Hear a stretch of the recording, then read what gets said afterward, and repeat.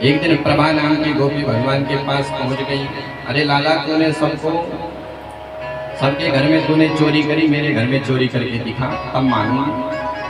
तो भगवान कहते कि प्रभा, मैं कल ही तेरे घर आऊंगा और चोरी करूंगा।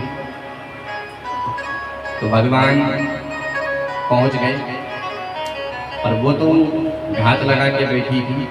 उसने धम से लाला का हाथ पकड़ लिया। बोले लाला, अब तो प्रमाण पत्र मिल गया, तेरी मैया के सामने तेरी खूब शिकायत करूंगी। अब कन्हैया कह रहे हैं कि प्रभा देख, मेरे को छोड़ दे, नहीं तो मुझसे बुरा कोई ना होगा। गोपी कहती कि नहीं लाला, आज तो तेरी करामात करूंगी। तो चलते चलते जो है अचानक प्रभा नाम की गोपी के जेठ जी सामने से आ रहे थे। कन्हैया कहते, अरे प्रभा, तेरे को बिल्कुल भी शर्म नहीं है? तेरे जेठ जी सामने से आ रहे हो तो पल्लू तूने ऊपर के उठा के रखा है। तो प्रभा नाम की गोपी ने पल्लू नीचे किया। इतने में कन्हैया ने प्रभा नाम की गोपी के देवर को इशारा किया। बोले भैया इधर आओ। इशारे में पहुंच गया। बोले देख, मैं तेरे को माखन का गोला दूंगा और तेरे को मैं अपनी पार्टी में मिला के रखूंगा, तू मेरा ये बात कर। पूरा समझा दिया उसको, तो वो भी राजी हो गया। कन्हैया कहती, अरे गोपी, तूने मेरा हाथ इतनी जोर से पकड़ के रखा, कम से कम दूसरा हाथ तो पकड़ ले। तो प्रभा को लगा कि लाला का हाथ छोटा सा है, तो ठीक है लाला, दूसरा हाथ देते। तो कन्हैया ने उसके देवर का हाथ उसके हाथ में पकड़वा दिया और अपने आप सीधे पहले ही भाग गए, पहुंच गए यशोदा के पास और मैया की गोदी में सो गए। मैया, ये जो गोपियां हैं ये बार बार मेरी शिकायत करती है और तेरे को डर नहीं लगता है?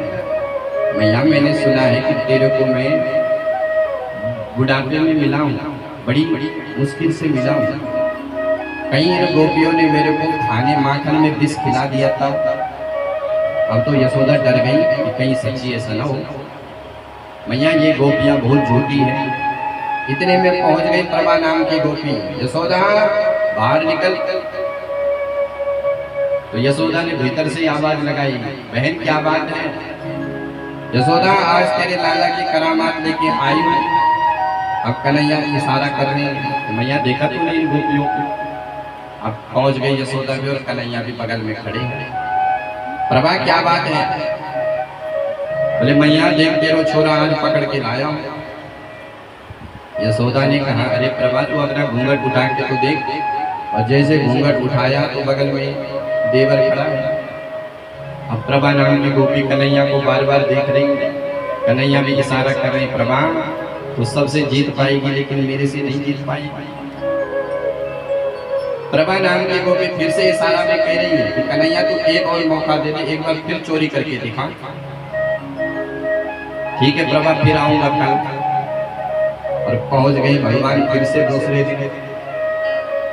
अब आज तो प्रभा पहुंची थी यमुना में स्नान करने के लिए, यमुना पानी भरने के लिए, और भीतर में सासू मैया रखी है दरवाजे पर खड़ा, जैसे वो आएगा उसको पकड़ लिया। अब कन्हैया पहुंच गए दबे पांव से। जैसे ही प्रभा की सास ने देख लिया, कन्हैया, अरे लाला, तू कहाँ जा रहा है? अरे मैया, तू यहाँ पर खड़ी है। अरे मैया, मैं तेरे से मिलने के लिए आया हूँ। क्या बात हो गई?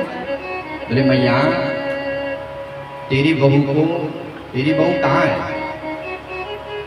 बोले लाला, मेरी बहू तो यमुना में पानी भरने के लिए गई है। अरे मैया, यमुना में वो पानी भरने के लिए गई, लेकिन उसको किसी सांड ने मार दिया। उसके सांड ने सिंह घुसा लिया। अब तो वो सास एकदम से घबराई। बोले जल्दी जा, तेरी बहू सड़क पर पड़ी है। अब सास तो बहू को बचाने के लिए गई, तब तक हमारा घर साफ हो गया। तो ऐसी ऐसी लीलाएं भगवान ब्रज में करते हैं। कभी कभी छोटे बच्चों को, सोए हुए बच्चे हैं, गोपियों ने सुला दिया अपने बच्चों को और उनको चूटी काट करके भाग जाते हैं और वो बेचारे खूब रोए।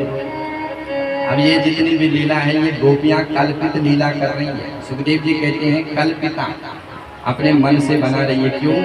क्योंकि लाला का दर्शन का मौका तो मिले, बहाने से भगवान के दर्शन के लिए जा रही है। सुखदेव जी कहते हैं परीक्षित किस प्रकार से भगवान ने खूब माखन मिश्री की लीला करा। एक दिन भगवान ने मन में विचार किया कि माखन तो खूब खा लिया, और अब जरा ब्रज की रेणु को भी तो चखे। ब्रज की 3 चीज प्रसिद्ध है, ब्रज की धेनु, ब्रज की वेणु और ब्रज की रेणु रज। तो भगवान ने विचार किया कि धेनु चराएंगे, वेणु भी खूब बजाएंगे, और आज जरा ब्रज की माटी को भी तो चखूं।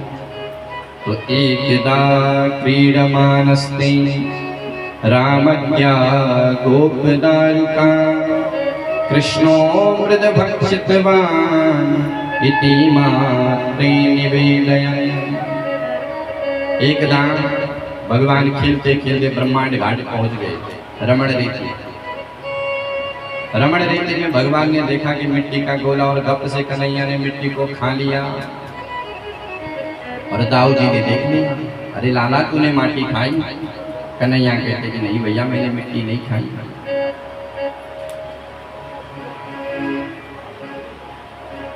दाऊ जी कहते हैं कि लाला तूने माटी खाई है,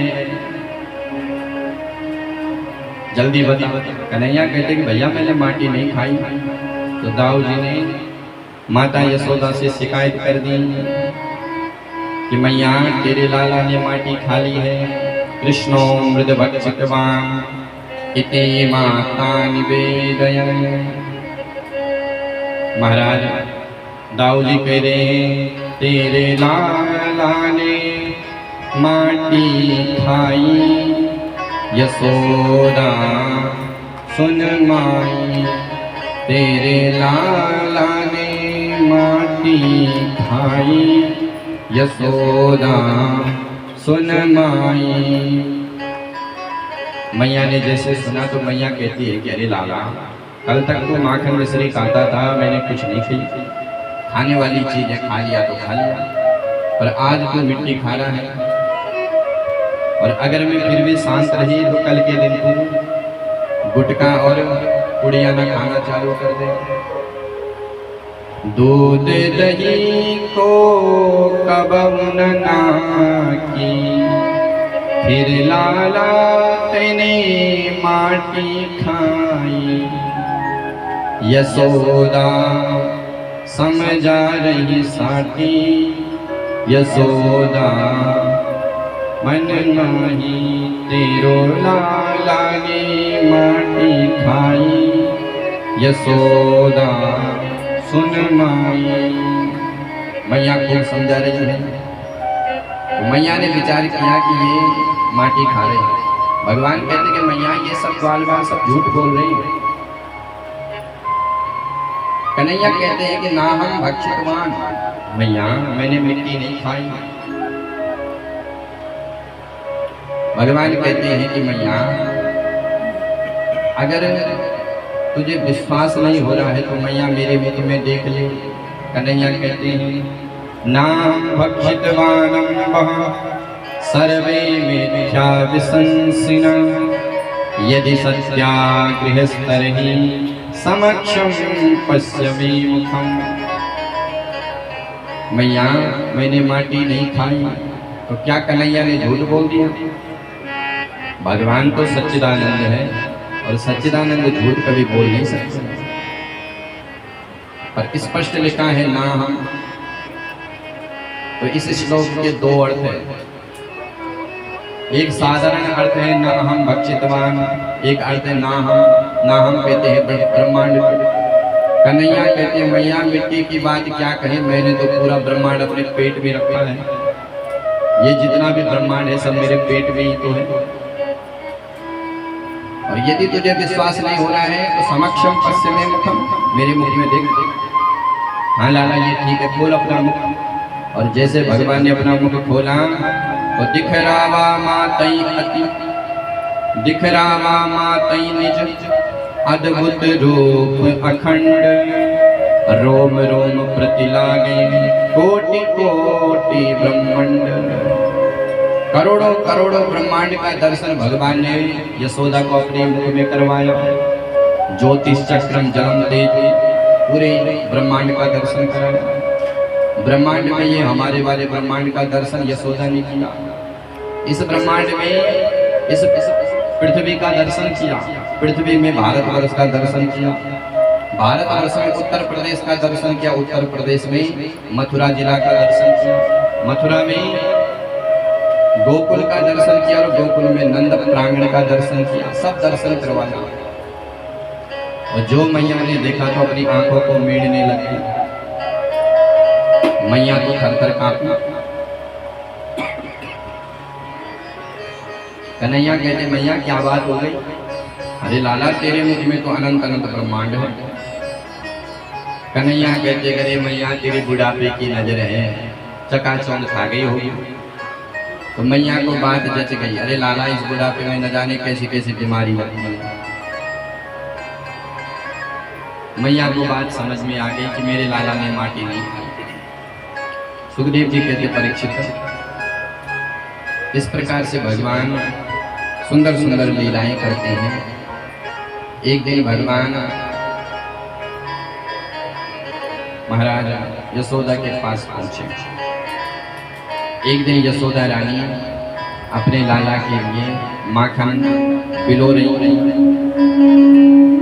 एक गृहदासीसु यशोदानंद की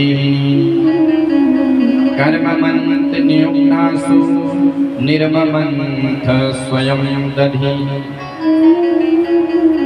यानि यानि गीतानि तद्बाल चरितानि च दधि निर्मंथने काले स्मरन्ति तान्यगायता।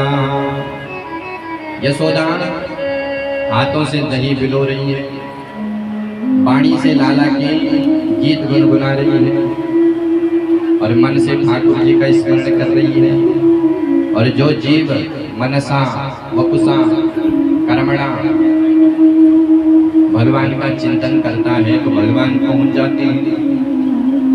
कन्हैया तुरंत मैया के पास आया। मैया मुझे को भूख लगी है। अरे लाला अभी तो ताजो माखन ना निकलो। बोले मैया नहीं, मेरे को भूख लगी है। तो मैया ने अपना स्तनपान करवाना चालू किया। बीच बीच में कन्हैया अनेक प्रश्न करते हैं। मैया तो को एक बात पूछो। अरे लाला तो 100 बात पूछ। बोले मैया तू ये बता कि तो को दूध प्यारो लागे कि दूध प्यारो लागे? अरे लाला तेरे सामने दूध क्या चीज है, मेरे को तो दूध प्यारो लागे। कन्हैया बड़े प्रसन्न हो गए, खूब किलकारी भरती हुई मैया का स्तनपान कर रही है। इतने में मैया की दृष्टि पड़ गई चूल्हे पर।